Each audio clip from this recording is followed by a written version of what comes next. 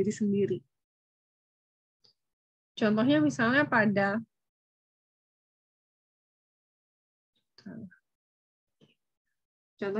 kalau self poisoning ini pada orang yang mencoba untuk bunuh diri. Misalnya dengan meminum baygon misalnya. Itu self poisoning ya. Jadi dia meracuni dirinya sendiri. Yang kedua adalah attempted suicide. Ini mirip dengan self poisoning. Tadi di kelas sebelumnya ada yang tanya, lalu bedanya apa self poisoning dengan attempted suicide? Bedanya adalah kalau attempted suicide atau percobaan bunuh diri, ya bahasa Indonesia percobaan bunuh diri, itu belum tentu dilakukan dengan meracuni diri sendiri. Jadi cara untuk bunuh diri itu macam-macam.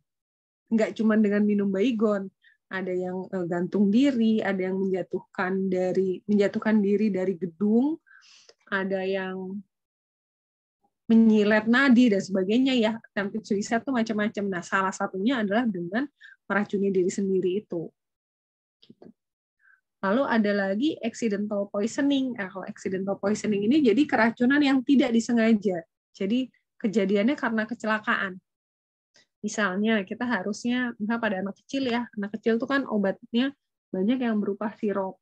Sirupnya dikasih rasa-rasa yang enak, manis biasanya, ada yang rasa buah gitu kan. Nah karena rasanya enak itu si anaknya jadi minum harusnya cuma 1 sendok, dia minum 1 botol. Nah itu anaknya kalau obatnya itu bersifat toksik, itu bisa menyebabkan keracunan yang sifatnya tidak disengaja gitu ya, jadi accidental, kecelakaan. Lalu yang berikutnya ada lagi homicidal poisoning. Kalau homicidal poisoning itu jadi keracunan yang tujuannya untuk membunuh orang lain. Nah, mungkin ini bisa lihat di film-film detektif gitu ya. Atau misalnya kalau teman-teman ingat kasus Jessica dulu ya, beberapa tahun yang lalu kali ya, 2-3 tahun lalu tuh, yang pakai sianida untuk diracun di kopinya tuh, itu homicidal poisoning. Jadi dia meracuni untuk tujuan membunuh orang lain. Nah, berdasarkan waktu terjadinya, keracunan bisa dibedakan jadi 2, ada yang kronik dan akut. Ini teman-teman mesti bisa bedain ya, kalau akut itu kejadiannya mendadak dan biasanya terjadi pada sekelompok orang. Misalnya nih, kita habis pulang hajatan gitu, di hajatan kan makan-makan ya. Terus 1 hari kemudian dari yang datang ke hajatan itu banyak yang mengalami diare karena keracunan makanan. Itu kan kejadiannya mendadak ya, sehari kemudian. Dan terjadi pada sekelompok orang tertentu yang datang ke hajatannya itu doang, orang-orang lainnya enggak. Sementara itu ada lagi yang kronik. Kronik itu jadi jangka waktunya panjang. Bisa terjadi keracunan karena orang tersebut bukan mengkonsumsi ya, tapi terkena zat racunnya itu dalam jumlah kecil, tapi terus-menerus gitu. Nanti itu bisa menimbulkan efek kumulatif. Ya, jadi karena si zat racunnya itu masuk ke dalam badan, terus terdeposit, istilahnya tersimpan di organ-organ tertentu, sehingga tidak bisa dikeluarkan oleh tubuh melalui air kencing atau feses, jadinya dia terakumulasi lama-lama. Kalau jumlahnya makin lama makin nambah. Oke. Ada lagi jenis-jenis keracunan berdasarkan organ yang terkena. Jadi bisa keracunan itu bisa mengenai organ otak, hati, ginjal, jantung, dan lain-lain. Nah, sebenarnya satu zat racun tuh bisa mengenai beberapa organ ya, jadi nggak hanya satu organ tertentu aja. Terus jenis keracunan juga bisa dibedakan berdasarkan penyebab keracunannya, bahan apa, misalnya tadi kayak bahan sianida, bahan opioid, nanti dan sebagainya. Nah, ini contoh-contoh penyebab keracunan ya. Sebenarnya masih banyak sih yang lain. Cuma ini contohnya aja. Yang pertama ada opiat. Opiat tuh nama lain dari opioid, nama lainnya lagi ada morfin. Itu obat yang fungsinya untuk penenang atau bisa juga untuk analgesik. Nah, itu kadang suka disalahgunakan oleh anak muda gitu ya, untuk ya seperti narkoba gitu. Yang kedua contoh lainnya adalah insektisida. Insektisida ini contohnya Baygon itu tadi ya, yang digunakan untuk self poisoning. Terus ada sianida. Kalau sianida tuh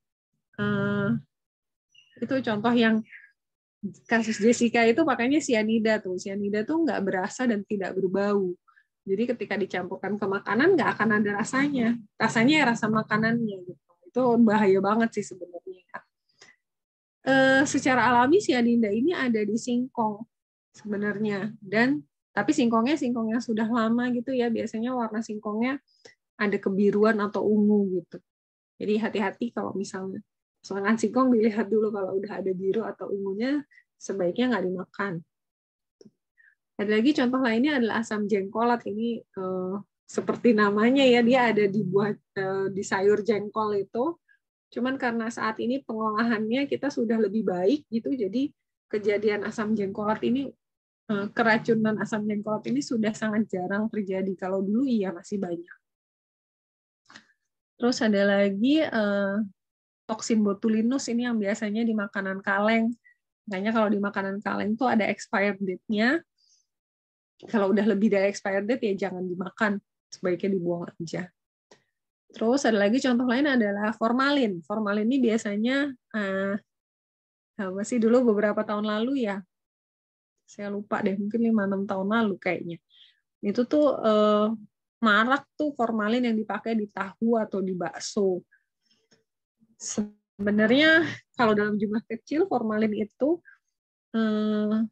memang dipakai ya. Di Indonesia tuh ada beberapa makanan yang pakai formalin untuk pengolahan. Kayak misalnya, tapi bukan tahu atau bakso ya, karena dalam hal ini tahu dan baksonya ini sebenarnya bisa dibuat tanpa pakai formalin gitu. Tapi ada makanan dari Jawa Tengah ya, kita nyebutnya kerupuk gendar atau kerupuk yang dari beras itu, mungkin teman-teman yang orang Jawa tahu. Itu tuh bikinnya pakai bleng istilahnya. Nah, bleng itu sebenarnya formalin gitu. Cuman mungkin karena jumlahnya sedikit, jadi tidak terlalu berbahaya gitu ya. Nah, sekarang kita masuk ke gejala keracunan. Jadi, gejala keracunan itu sebenarnya ada yang khas, ada banyak juga yang tidak khas. Lebih banyak yang tidak khasnya sebenarnya dibandingkan yang khas. Contohnya yang khas itu adalah misalnya pada gejala keracunan opioid. Kita untuk keracunan opioid itu ada istilahnya trias opioid. Ya. Yaitu ini, depresi nafas, miosis, dan koma. Depresi nafas itu artinya yang nafasnya tadinya frekuensinya normalnya kan 12-20 kali per menit, sekarang turun jadi 8 kali per menit misalnya. Frekuensi nafas itu penting. Kenapa? Karena kan dengan kita bernafas itu terjadi pertukaran karbon dioksida dan oksigen. Oksigen itu sangat dibutuhkan oleh tubuh ya, untuk proses metabolisme dan kerja tubuh itu sangat membutuhkan oksigen. Ketika oksigennya berkurang di dalam badan, berarti proses semua yang terjadi di tubuh kita juga akan mandek. Padahal kita nggak bisa pakai nitrogen gitu misalnya, nggak bisa, harus pakainya oksigen. Terus gejala yang kedua itu adalah miosis. Miosis itu kalau teman-teman perhatikan ya, mata kita tuh miosis itu pengecilan pupil. Pupil itu adalah bagian tengah ya, jadi yang dibatasi oleh iris. Jadi kalau mata tuh kan ada bagian putih tuh.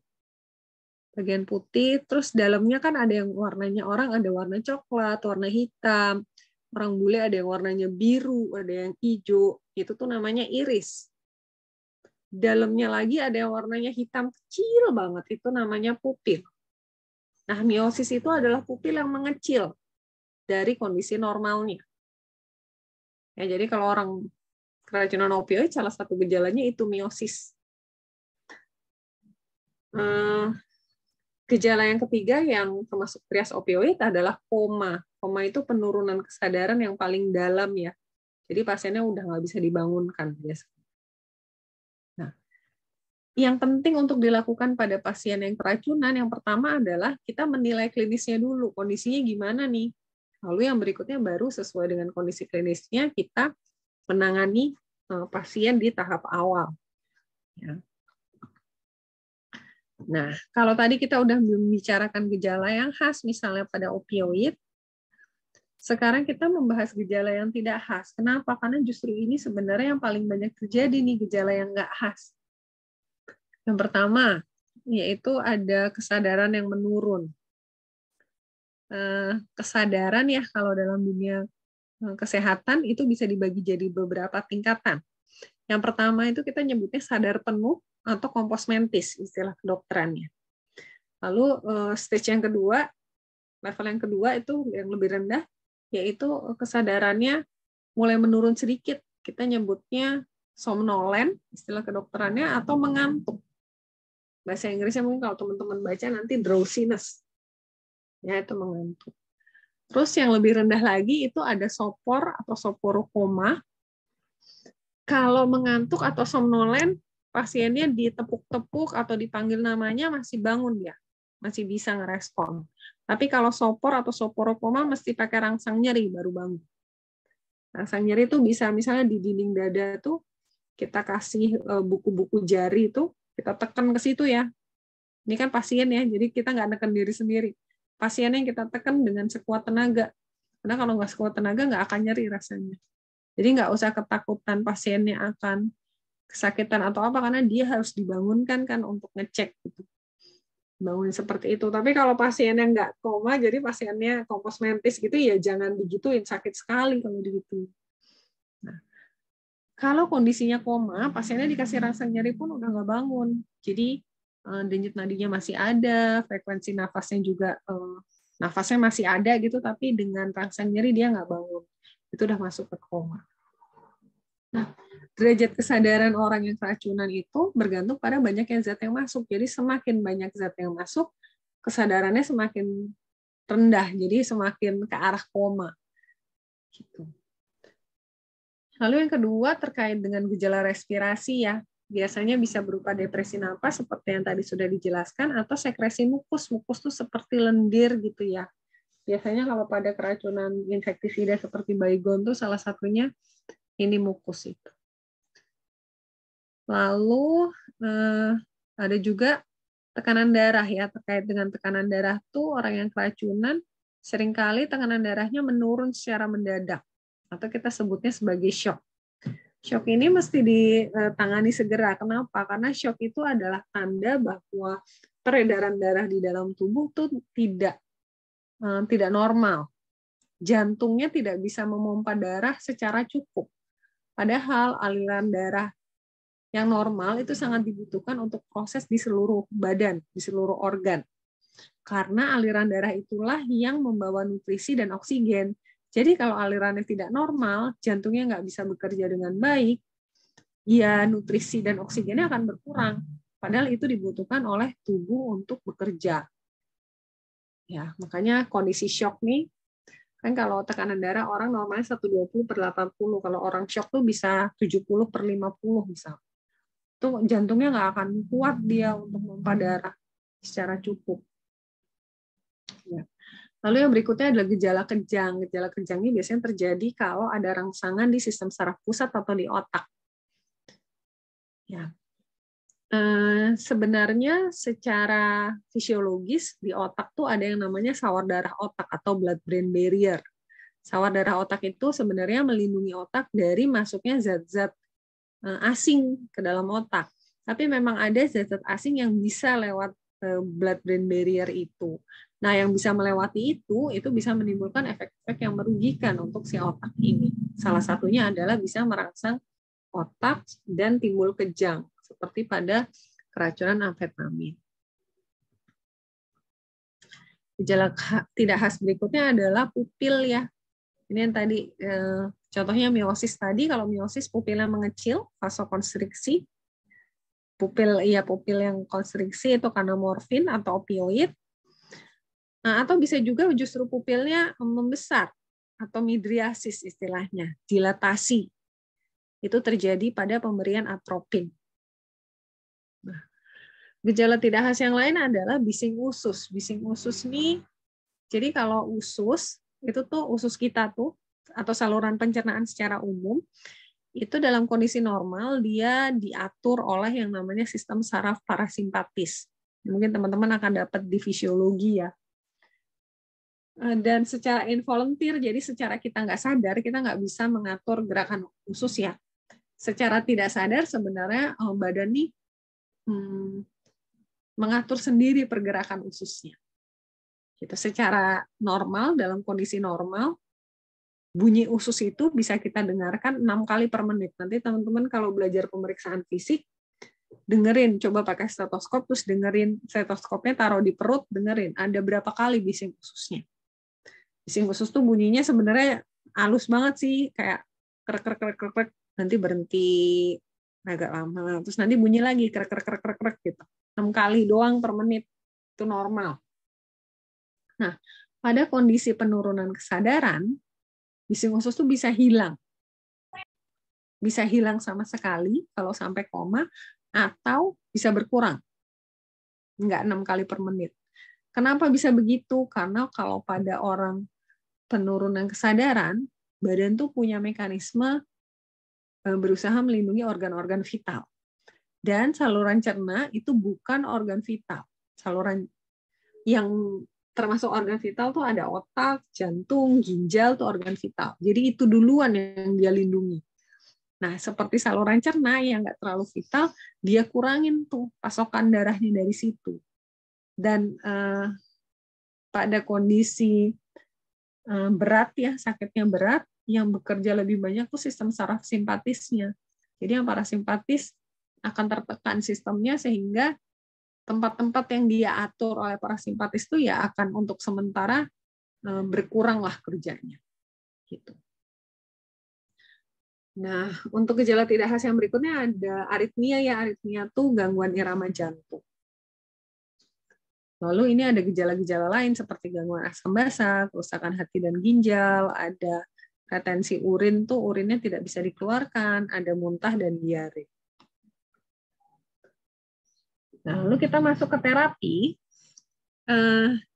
Sebagian besar terapi keracunan itu sebenarnya sifatnya simptomatik atau suportif. Kenapa?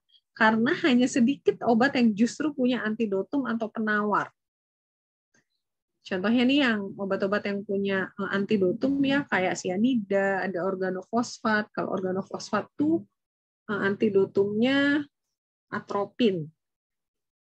Terus kalau morfin atau opioid tadi antidotumnya ada nalorfin atau naloxone.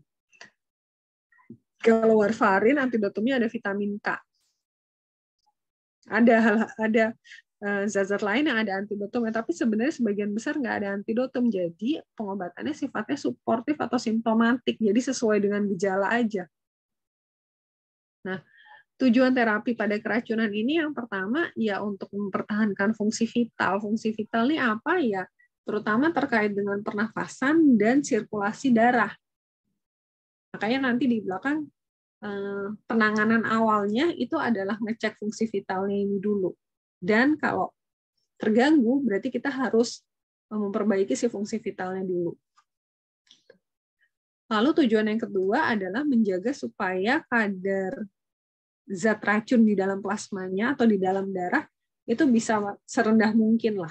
Gimana caranya? Yaitu dengan mencegah penyerapan atau absorpsi atau meningkatkan pengeluaran atau meningkatkan eliminasi.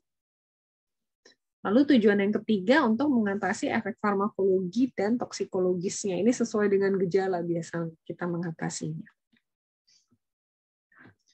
Nah, ini adalah step-step dalam penanganan keracunan ya. Yang pertama kita lihat dulu nih kondisi klinis pasien. Yang kita nilai pertama kali ketika kita lihat adalah kesadarannya. Apakah kesadarannya pasiennya sadar penuh atau kita sebut sebagai kompos mentis atau udah sampai ke tahap koma. Itu yang pertama. Lalu yang berikutnya adalah kita melakukan penilaian ABC singkatannya. Airway Breathing Circulation. Nanti kita lihat di belakang ya, apa aja sih ABC itu yang dinilai. Lalu tahap yang kedua adalah menyingkirkan racunnya. Gimana cara menyingkirkannya? Bisa berbagai cara. Tadi ya kan ada dua cara ya. Kalau di awal tadi mencegah penyerapan sama mendorong terjadinya eliminasi lebih cepat. Nah, mendorong terjadinya eliminasi lebih cepat itu bisa dilakukan dengan berbagai cara, yaitu misalnya dengan menginduksi muntah, dengan mempercepat diuresis, atau yang ekstrim yaitu dengan melakukan cuci darah. Nah, lalu step yang terakhir itu baru mengidentifikasi zat racun. Itu jadi dengan melakukan anamnesis, gejala klinik, dan terakhir analisis lab. Kenapa identifikasi zat racunnya justru terakhir? Karena itu butuh waktu yang lebih panjang dan kondisi pasiennya harus kita tolong dulu daripada kita mikir zat racunnya apa gitu. Kelamaan kan takutnya kita melakukan tahap 1 dan tahap 2-nya dulu. Jadi kondisi pasiennya harus stabil dulu. Nah, ini step ABC itu tadi ya. A itu artinya airway. Airway itu artinya jalan nafas. Artinya kita ngecek apakah jalan nafasnya ada masalah atau tidak. Jalan nafasnya clear atau bersih dari benda asing atau enggak. Yang paling gampang cara ngeceknya adalah dengan ngebuka mulutnya plus miringin pasiennya, kepalanya dimiringin gitu. Jadi kalau ada benda asingnya, dia bisa keluar juga. Atau kalau pasiennya nggak sadar, kita bisa masukin tangan ke mulut pasiennya untuk ngecek apakah di rongga mulutnya itu ada barang asing atau enggak. Yang kedua adalah dengan ngecek breathing. Breathing itu nafas. Gimana caranya? Biasanya kita ngedeketin kuping ini ke mulutnya si pasien. Kerasa nggak hela nafasnya itu ngeluarin udaranya itu kerasa atau enggak? Gitu. Kalau pernafasannya mulai menurun, mungkin kita perlu kasih oksigen tambahan. Nah, tadi udah dijelasin ya kenapa depresi napas tuh berbahaya ya. Tadi udah dijelaskan. Jadi makanya kalau terjadi depresi nafas biasanya kita langsung kasih oksigen tambahan. Kalau ngasih oksigen aja yang biasa itu enggak membantu banyak, mungkin kita perlu pakai ventilator. Bedanya apa sih ventilator sama oksigen biasa? Kalau oksigen biasa tuh kita nafas dengan usaha kita sendiri ya, dengan usaha pasiennya sendiri. Sementara kalau ventilator, itu kita bisa ngedorong udaranya untuk masuk. Gitu, dibantu gitu oleh alatnya, oleh si ventilator, oleh mesinnya.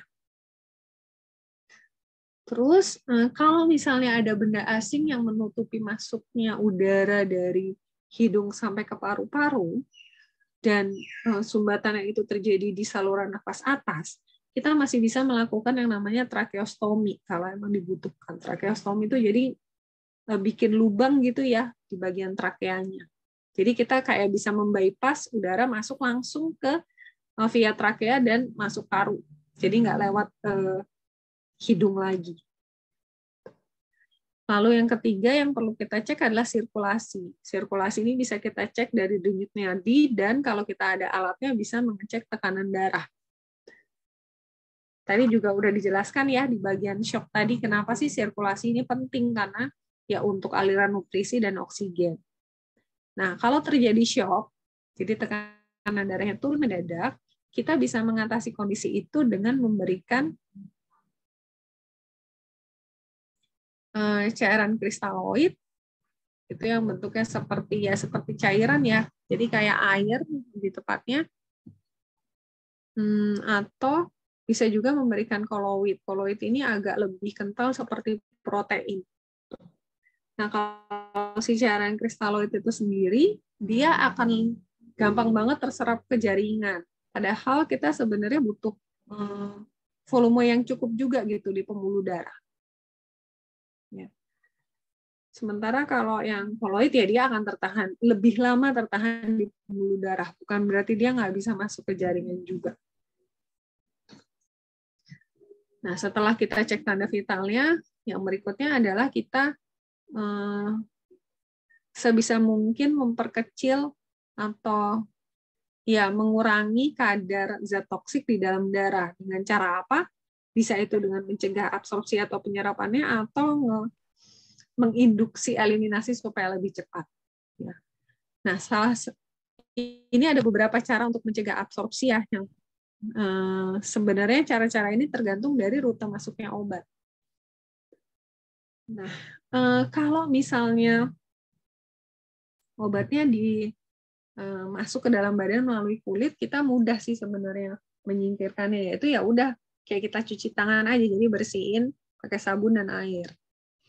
kalau kita misalnya zat racunnya itu masuk dengan cara inhalasi, kita bisa pindahin pasiennya ke ruangan lain, lebih bagus ke outdoor ya, ke tempat terbuka, atau kalau enggak ya paling enggak ke ruangan lain yang lebih segar gitu, yang ventilasinya lebih banyak. Atau kalau misalnya zat racunnya itu masuk melalui mulut, masuk ke saluran cerna, ini ada beberapa cara yang bisa dikerjakan. Ada yang bisa kita menginduksi muntah, jadi kita memberikan sesuatu supaya pasiennya muntah, bisa dengan bilas lambung, nanti kita lihat caranya di belakang, bisa dengan kita ngasih pencahar atau laksatif, contohnya itu untuk menginduksi kita supaya buang air besar, atau bisa juga dengan kita ngasih karbon aktif. Karbon aktif ini fungsinya untuk menyerap zat di dalam. Nah, ini penjelasan yang lebih detail ya. Jadi untuk mencegah absorpsi kita bisa melakukan yang namanya dilusi. Dilusi ini kita minum yang banyak itu dalam waktu cepat, kita minum 2 atau 3 cangkir gelas. Itu untuk menurunkan konsentrasi zat racun ya sih sebenarnya. Jadi supaya dampaknya tidak terlalu besar gitu ke dalam badan. Tapi masalahnya cara ini tidak bisa dilakukan pada pasien yang tidak sadar atau tidak punya refleks menelan. Lalu yang kedua adalah dengan melakukan muntah. Induksi muntah ini sebenarnya udah jarang dikerjain sih. Nah, kita biasanya bisa memberikan ipecac atau apomorfin, tapi ini juga sama seperti dilusi ya, tadi kontraindikasi kalau nggak punya refleks menelan atau kalau ada penurunan kesadaran. Atau juga tidak boleh dilakukan pada pasien yang punya penyakit kardiovaskuler berat atau yang usianya masih sangat muda, masih kurang dari 6 bulan. Karena dikhawatirkan tidak bisa mengkontrol muntah yang akan terjadi gitu kalau masih terlalu muda.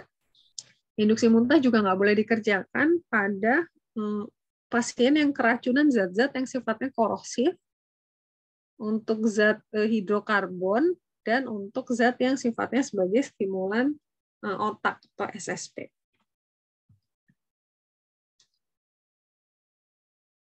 Cara lain untuk mencegah absorpsi dengan bilas lambung. Bilas lambung ini, jadi kita pakai yang namanya nasogastric tube. Nasogastric tube itu selang untuk saluran cerna, gitu, selang untuk makanan yang masuk dari hidung sampai ke dalam lambung. Jadi masuknya via kerongkongan.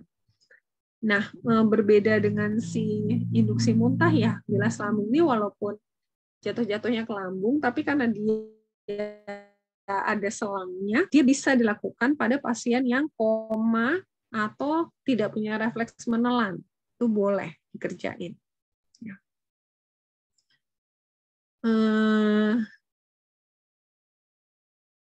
Bilas lambung ini kontraindikasi kalau yaitu tadi ya zatnya sifatnya korosif atau merupakan produk minyak bumi, produk petroleum, atau pasiennya kejang. Ini kejangnya ada 2 kali ya, bilas lambung ya kontraindikasi untuk pasien kejang ya. Jadi kejang yang atas nanti kita coret aja. Nah, tapi hati-hati kalau pada bilas lambung itu bisa menyebabkan pneumonia aspirasi. Pneumonia aspirasi itu jadi zat yang dari dalam lambung itu bisa naik ke atas, tapi masuknya lagi tuh enggak ke lambung, dia masuk ke paru-paru, makanya namanya pneumonia, menyebabkan infeksi saluran nafas, infeksi paru, pneumonia itu infeksi paru. Jadi dia masuknya justru ke paru, ya. Nah, cara lain untuk mencegah absorpsi itu bisa dilakukan juga dengan memberikan adsorben atau penyerap, kita istilahnya. Ini kita biasa pakainya activated charcoal, itu zat arang aktif. Kalau di Indonesia mereknya ada Norit ya. Mungkin kalau teman-teman lihat nanti di toko obat atau di Indomaret juga ada. Botol atau kardusnya itu warnanya kuning, dasarnya tulisannya merah. Mereknya Norit. Ini masih bisa dikerjakan kalau keracunannya kejadiannya dalam 2 jam. Jadi kalau udah lebih dari 2 jam udah nggak efektif lagi pakai activated charcoal. Kenapa? Karena fungsinya activated charcoal itu untuk menyerap zat-zat yang masih ada di dalam lambung. Jadi begitu dia lewat lambung, udah selesai. Kita nggak bisa lagi pakai cara ini. Ya. Terus kalau dia sudah menyerap zat-zat di dalam lambung, dia tuh akan menyerap zat yang racun dan yang tidak racun pun akan dia serap ya. Itu nanti akan dikeluarkan bersama dengan feses. Nah, makanya penggunaan adsorben ini tidak dianjurkan atau dikontraindikasikan pada ada kalau misalnya terjadi sumbatan pada usus atau saluran cernanya tuh tidak intak ya, tidak normal atau tidak intak tuh ada gangguan gitulah. Atau terjadi penurunan peristaltik, jadi ususnya nggak bekerja dengan normal. Itu juga nggak boleh pakai adsorben karena kan dia butuh saluran cerna yang baik untuk akhirnya bisa dikeluarkan via feses gitu. Nah, cara lainnya adalah dengan untuk mencegah absorpsi ini dikasih pencahar. Jadi dengan orangnya itu buang air besar lebih cepat, dia jadi nggak sempat berlama-lama di usus dan lebih cepat keluar dari dalam tubuh. Contohnya pencahar tadi ada obatnya namanya Bisakodil ya. Mungkin teman-teman nanti bisa cari mereknya Dulcolax contohnya.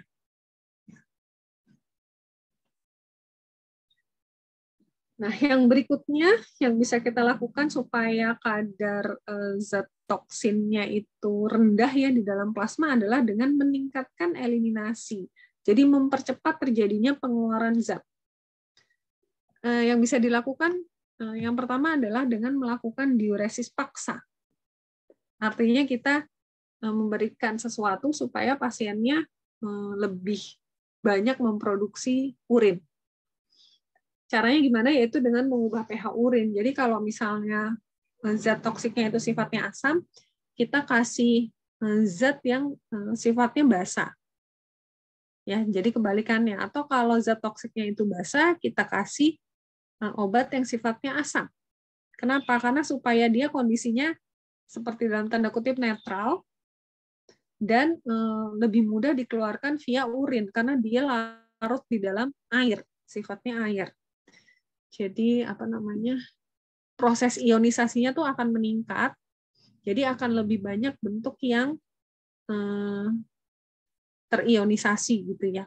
Jadi dia larut dalam air dan bisa dikeluarkan bersama dengan urin dengan air.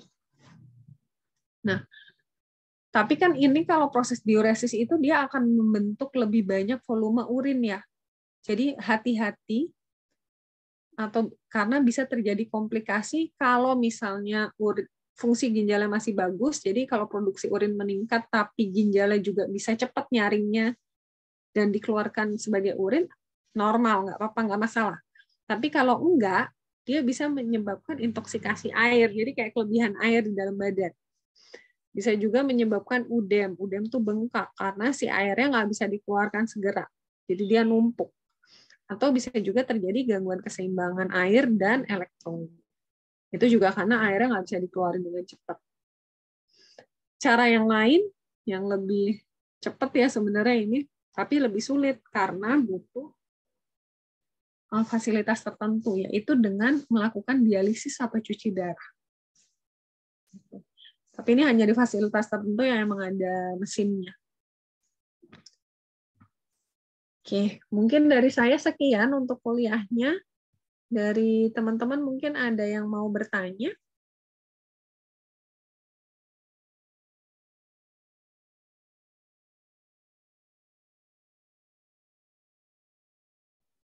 Silakan kalau ada yang mau bertanya.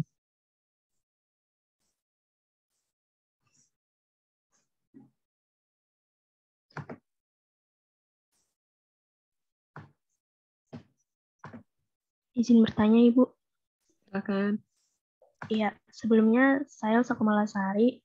Izin bertanya mengenai tadi keracunan yang dilihat dari mula waktu terjadinya. Tadi kan ada yang kronik ya, Bu. Itu dalam jangka panjang. Terkena zat racun dalam jumlah kecil tapi terus-menerus. Nah, itu kenapa bisa terus-menerus, Ibu? Apakah tubuh tidak bisa langsung mendeteksi gitu? Kalau misalnya ada racun yang masuk, Ibu. Seperti itu. Terima kasih. Oke. biasanya kalau yang terjadi kronik itu sebenarnya kejadiannya nggak sengaja. Dan kalau dibilang badan mendeteksi itu agak bingung ya. Mendeteksi itu sebenarnya kita, manifestasinya di badan gitu. Jadi kita mesti bisa mengenali tanda-tandanya makanya. Nah itu kadang nggak bisa dikenali dalam tahap yang awal. Itu dia baru menimbulkan gejala ketika tahapnya udah mulai ya tengah-tengah gitulah, atau ketika zatnya itu menumpuk banyak. Nah sebenarnya semua zat yang dimasukkan termasuk obat atau zat lain itu tuh ada proses yang namanya ekskresi. Nanti di minggu depan teman-teman bakal belajar farmakokinetik obat. Sampai obat dikeluarin dari dalam badan.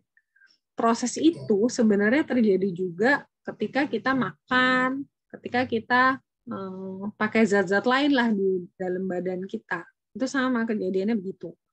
Nah, jadi sebenarnya semua zat yang masuk itu sebenarnya ada proses ekspresinya. Tapi ada beberapa zat yang sifatnya tuh bisa tersimpan atau terdeposit istilahnya di dalam badan, di organ-organ tertentu. Nah, jadi walaupun ada yang keluar, tapi untuk zat-zat tertentu dia sebagian kecil tertinggal di dalam badan. Dan kalau itu terjadi terus-menerus, numpuk kan lama-lama di dalam organ tertentunya itu. Nah, itulah yang menimbulkan gejala keracunan tadi yang termasuk keracunan yang sifatnya kronik. Baik, terima kasih, Bu.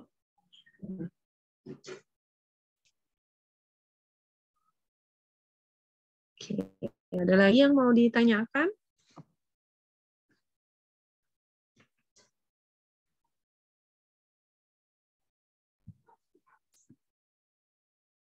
Silahkan.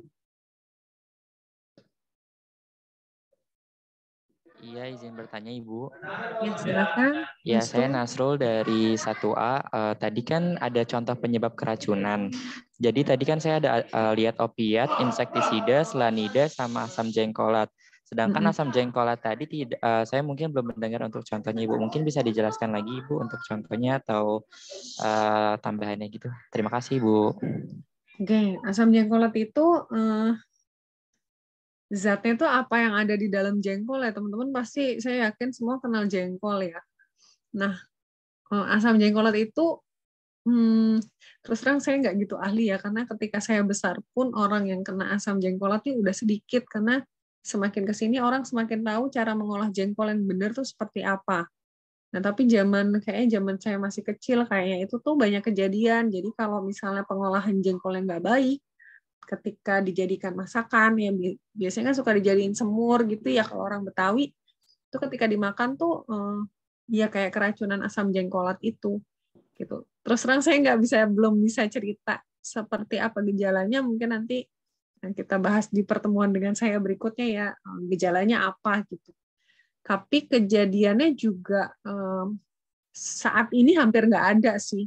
Selama saya praktek dulu ya, sekarang saya udah nggak praktek soalnya ketika dulu masih praktek jadi koas tuh kan kita di RSCM ya, dan di beberapa rumah sakit di ya sekitaran Jakarta lah, itu belum pernah sama sekali ketemu lagi gitu. Dan senior juga pada cerita kalau sekarang hampir nggak ada gitu. Zaman mereka masih muda itu banyak, cuman sekarang udah nggak ada karena pengolahannya udah lebih benar, kita udah ngerti cara ngolahnya gitu. Ya nanti kita cari tahu lagi ya gejalanya seperti apa.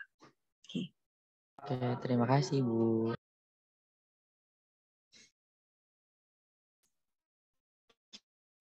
Ya,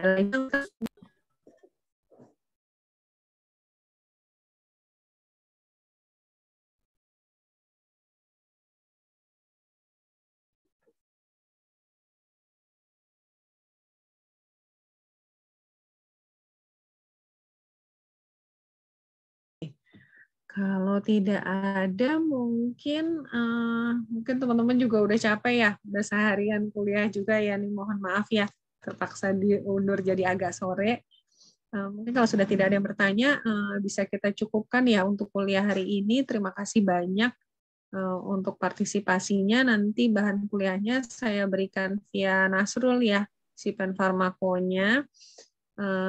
Terus kita Saya lupa jadwal saya kapan lagi, tapi yang jelas untuk pertemuan berikutnya teman-teman dengan Bu Aries Tuning, topiknya farmakokinetik dan dinamik. Itu basic farmakologi justru sebenarnya yang itu topiknya Bu Atu. Jadi dimanfaatkan baik-baik, karena kalau misalnya itu paham, nanti ketika baca segala hal tentang obat, itu bisa dibalikan ke situ gitu. Jadi kalau logika tentang itunya udah benar, mudah-mudahan sih untuk ngebaca, kan banyak banget ya, kita nggak bisa ajarin semua di sini.